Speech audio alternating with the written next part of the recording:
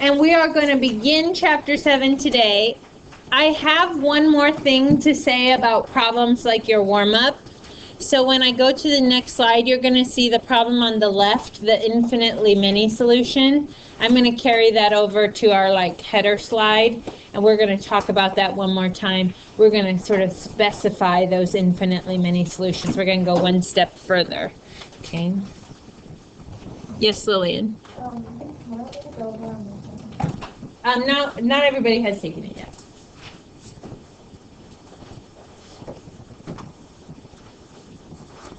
Okay, so chapter 7, we're actually going to do sections 1 and 2 together.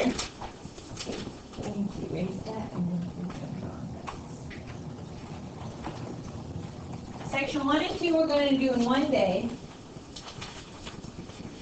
Consider your warm-up part of the conversation that we're having about sections 1 and 2. So that's an important thing, that you feel comfortable with either one of those methods that your group chose to use, substitution or elimination. You can use either one.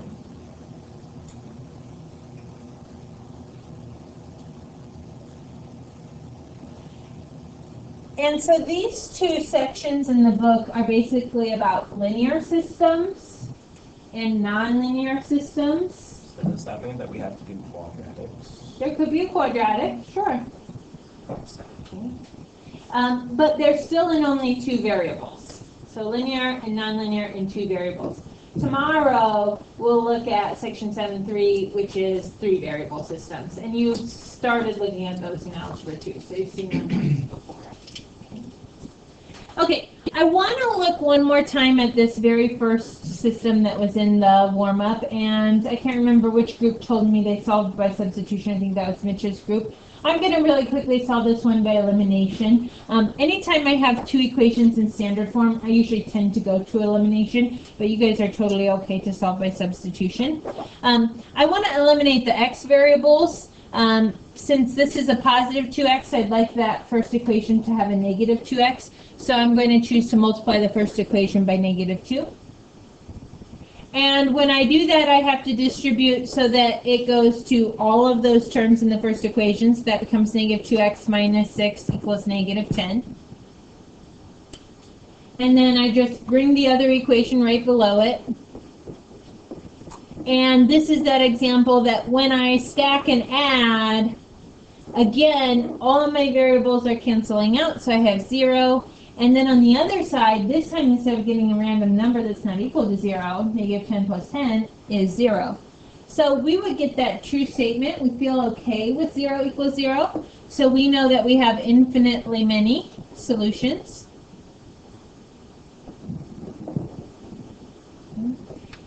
I want you to go one step further. So in pre-calculus, aside from just saying infinitely many solutions, I want you to tell me what form, x, comma, y, all of those solutions will take. And it basically goes back to the idea that it's on this same equation of a line. Okay, but the way that we'll work it is we'll say this. Let's let x equal sum a. Now, we're making a variable equal to another variable, so we're just renaming x as a. That means for all the ordered pairs that work, the x variable is a comma something.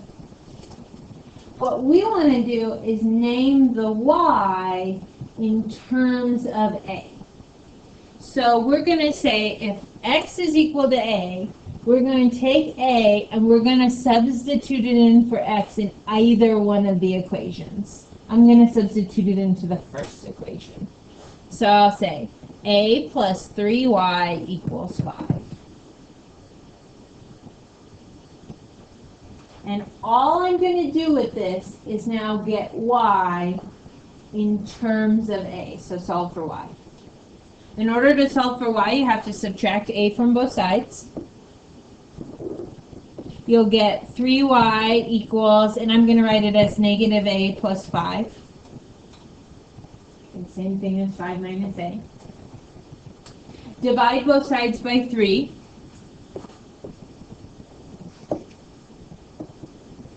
And then to make sure that this is simplified for both terms, I'll actually like separate them out. -1 divided by 3 will be -1/3 a. And then the +5 divided by 3 will be +5/3.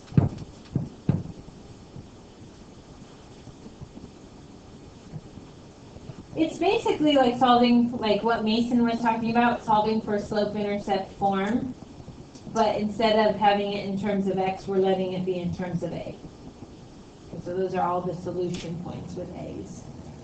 And so all the y's are -1/3 a plus 5/3.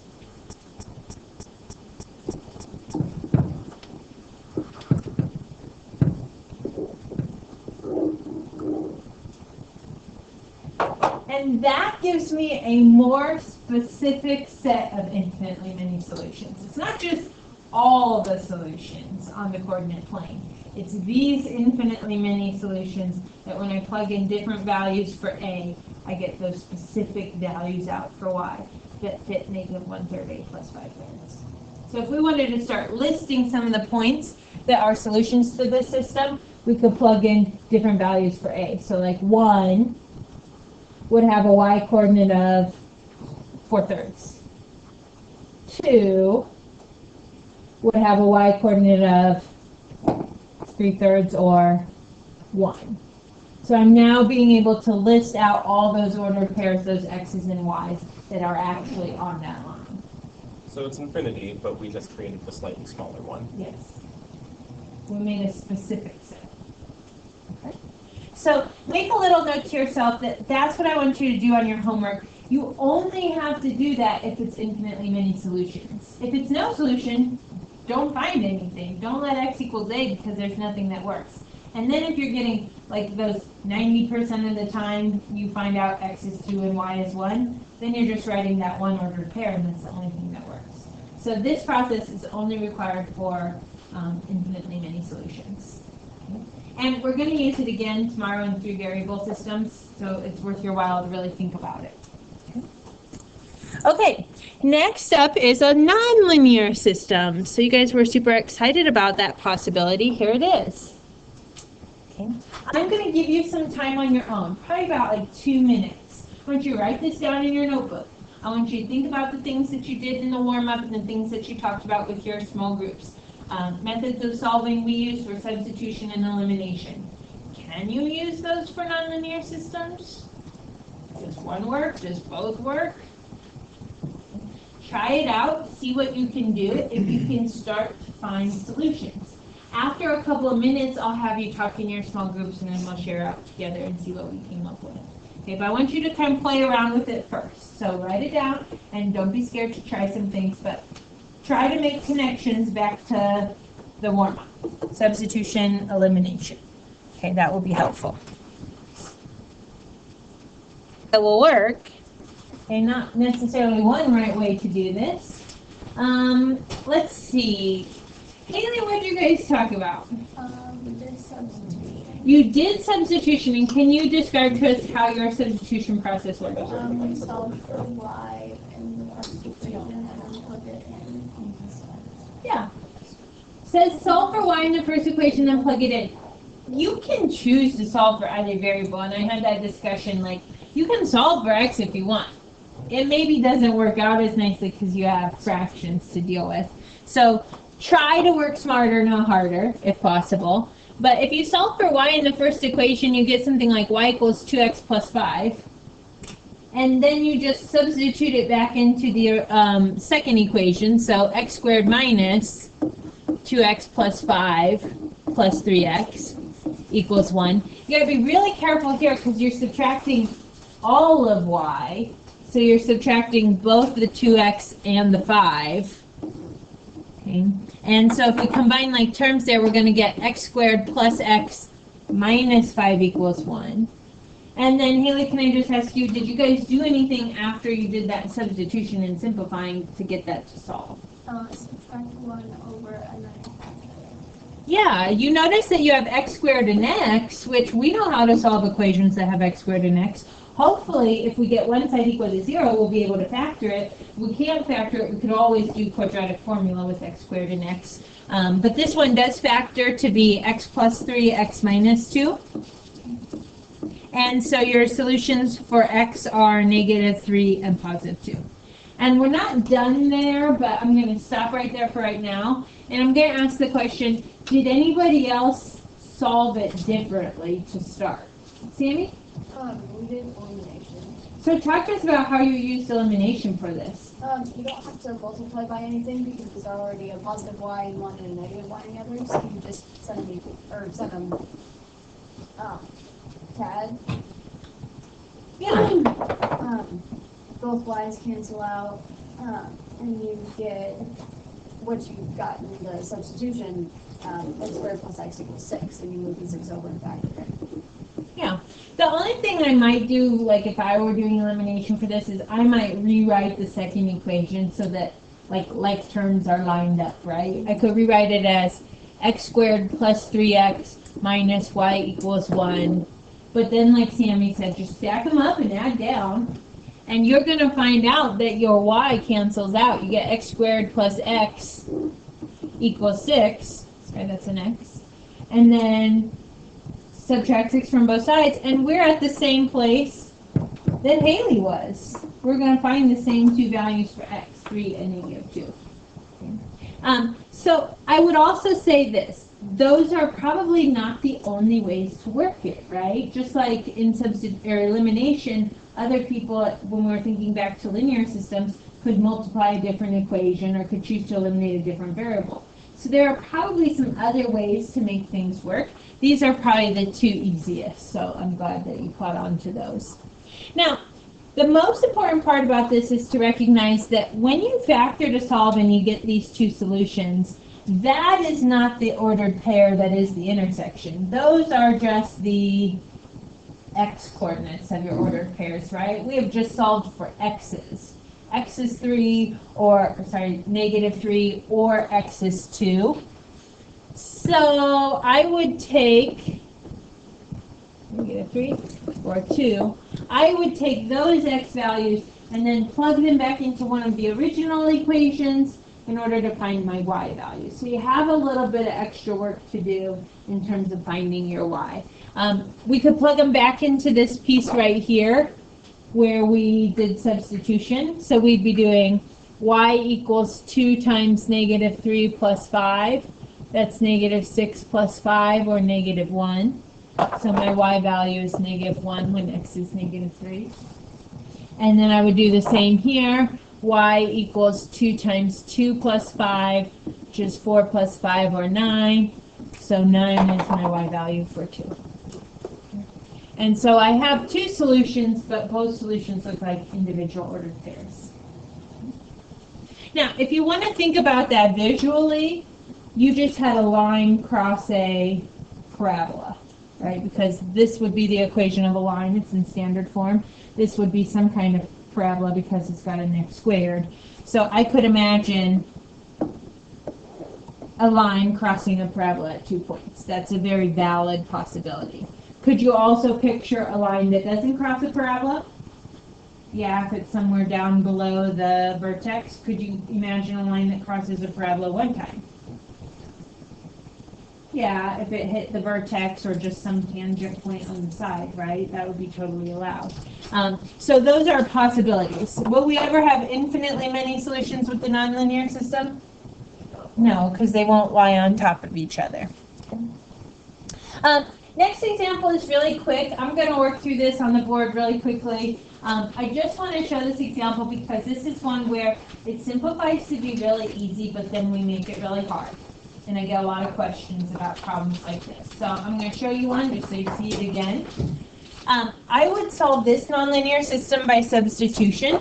It would be really easy for me in that first equation just to add y to the other side so that x squared is equal to y. And then where I see y in the second equation, I could just plug in x squared. So then I have something like 5x plus x squared equals 0. And so I'm using a substitution method. Can you solve 5x plus x squared equals 0? Yes. How do you do it?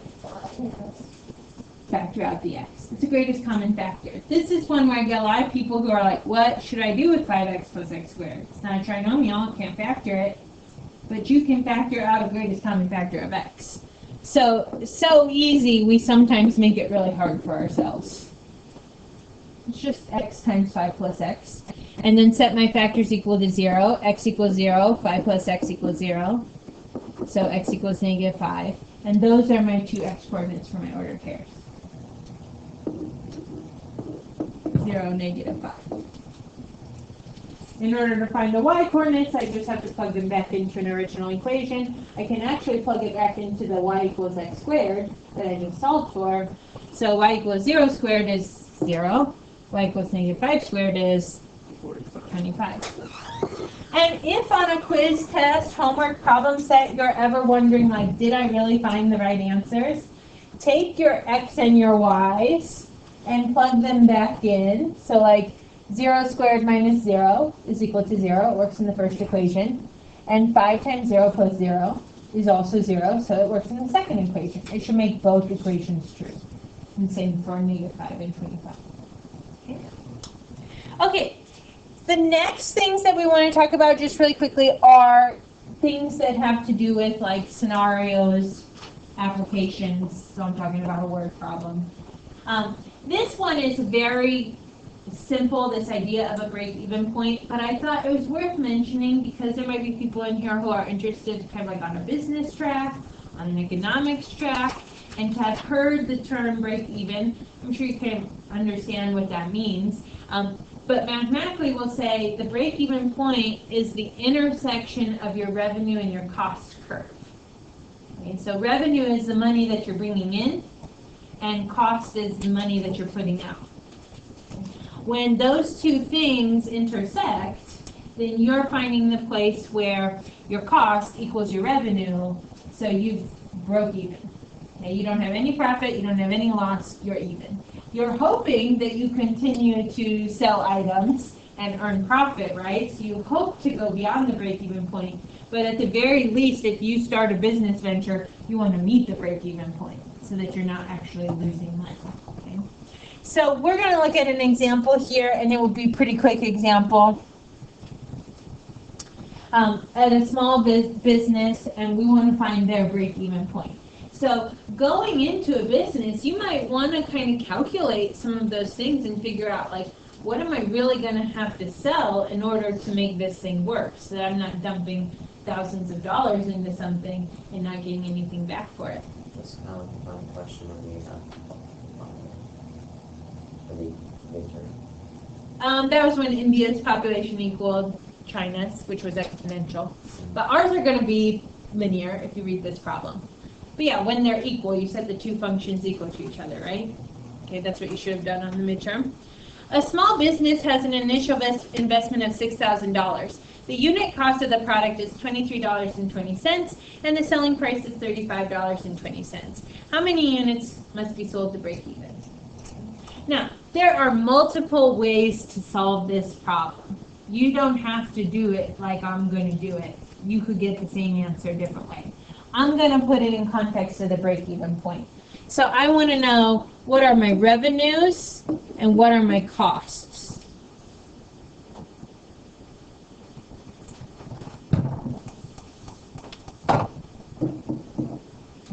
So talk to me about cost. What does it cost me to be this small business owner?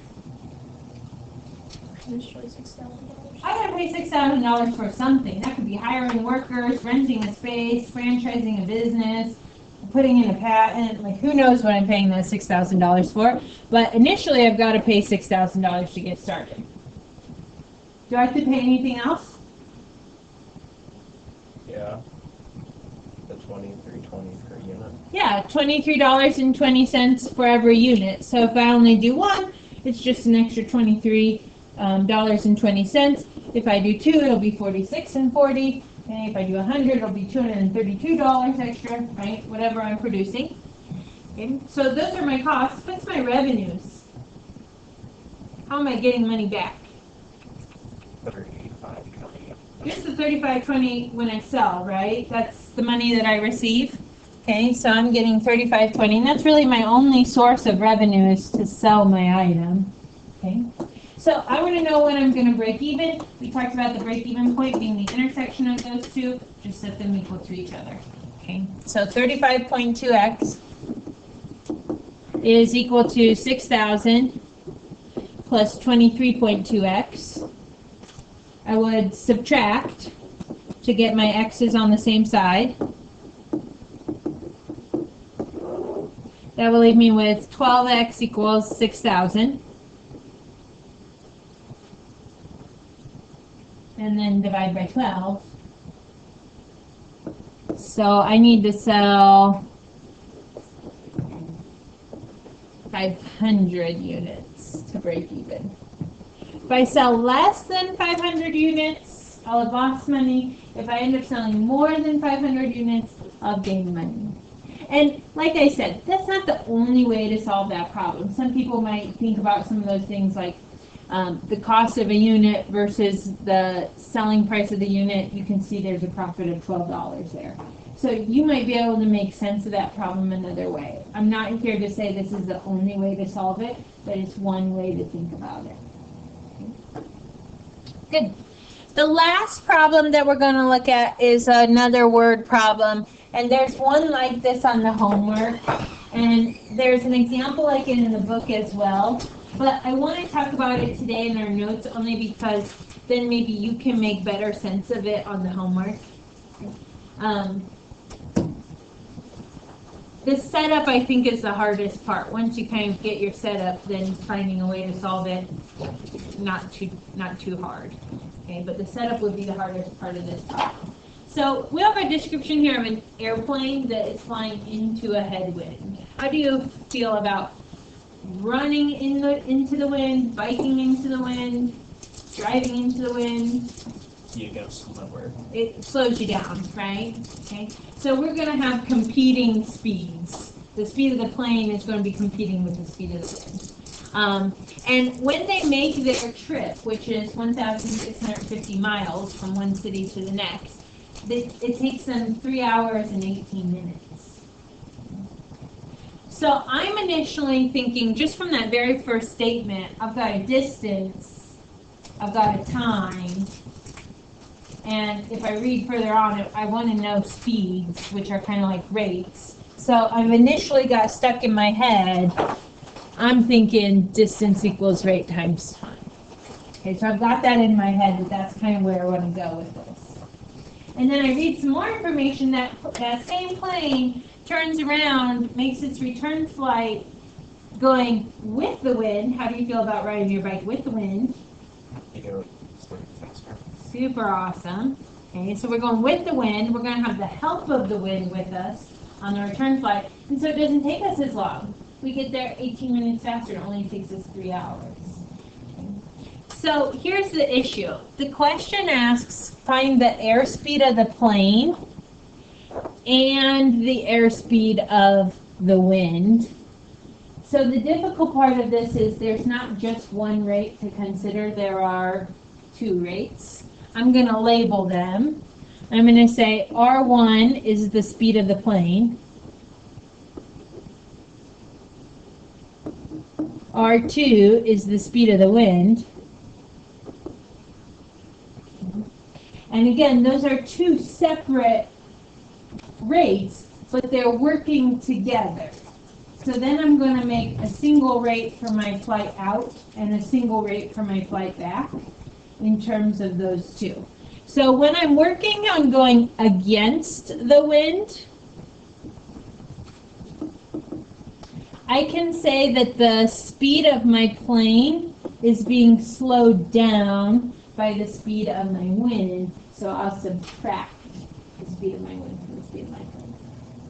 So R sub 1 minus R sub 2, slowing me down. I'm not going as fast as the speed of my plane because of the wind. Okay? And then when I'm going with the wind, that rate of the wind speed is actually helping me, so then I can add that to my speed for my plane. I'm going faster, okay, because the wind is pushing me. Now those R sub 1 minus R sub 2 and R sub 1 plus R sub 2 are going to be the rates that you use for distance equals rate times time.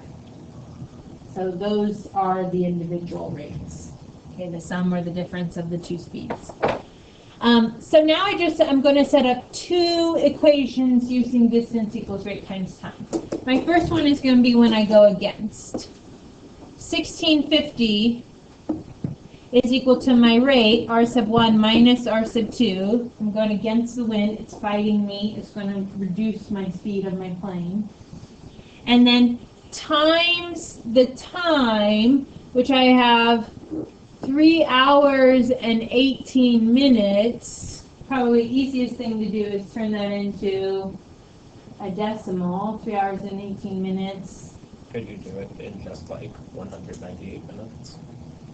You could, then you'll have to do a conversion back to miles per hour at the end, but you could. I think it comes out to be 3.3. Or you could change this into an improper fraction. Okay, either one is acceptable. Okay, and you could do it in minutes, just know that we'll want our answers in miles per hour at the end.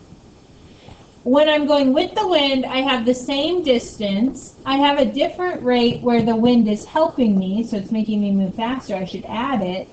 And then my time is less. It only takes me 3 hours. So to me, that's really like the hardest part of that problem, is deciding like how to set up an equation that involves two factors of wind and plane speed. Now, the other issue is how are you going to solve this? And I'll solve this by using the inverse property for multiplication. Okay, as opposed to like distributing the 3.3 or the 3 in, I see that R sub 2 already has opposite coefficients, a -1 and a +1. If I could get rid of that thing, that 3.3 and that 3 for time, if I could divide those away, then I would be able to solve by elimination right away.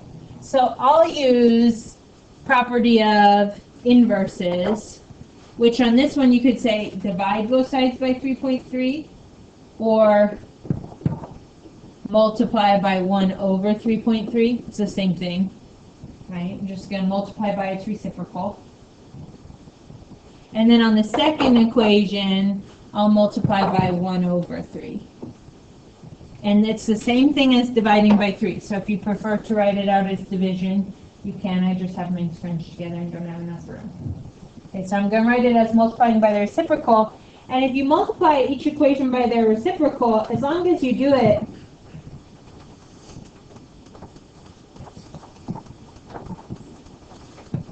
to all the terms in the equations, then you'll be okay. Okay, so I'm going to give myself a little bit more space here. And on this first one, 1650 divided by 3.3 gives me a 500. And then these cancel out, so I just have R sub 1 minus R sub 2. And here I multiply 1650 by 1/3 or divide by 3, I get 550. And that equals R sub 1 plus R sub 2. Because 3 times 1/3 will just cancel itself out. And see, now I have it set up really nicely to just eliminate. The R sub 2's will eliminate if I add down. I'll get 10,050 equals 2 R sub 1. Divide by 2. R sub 1 is 525 miles per hour. And R sub 1 is the speed of my Room plane. What's that? The plane. It goes room. Yes, for the plane. And then to find the wind speed, I could go back to one of my equations right here and just say like 500 equals 525 minus R sub 2. So we know R sub 2 is 25 miles per hour. Okay, so here's the wind, and here's the plane. Note that I label my numbers as miles per hour because I'm giving a rate, I'm giving a speed. If you had done it in minutes, yours would be minutes per hour, and then maybe change it to miles per. Would you have changed miles per hour if you didn't state you have to? You know, how would you like to know how fast something was going? That's not the question. I would say you should change it into miles per hour because you're traveling 1,650 miles. That makes sense to talk about in miles. If you were only traveling, Well, I mean, it's looking miles for speed. oh yeah, miles per hour, miles per minute. I'll try to be specific. But yeah, I would prefer that your speeds of things be miles per hour unless otherwise stated. Okay. So you have a homework assignment. It is on 7.1 and 7.2, so there are 2 pages. Notice that in page 484 it says use any method for those first groups of problems. That means you can do substitution or elimination, whichever method you like best. Remember that if you get an infinitely many answer, to solve for the specific points in terms of A. Okay.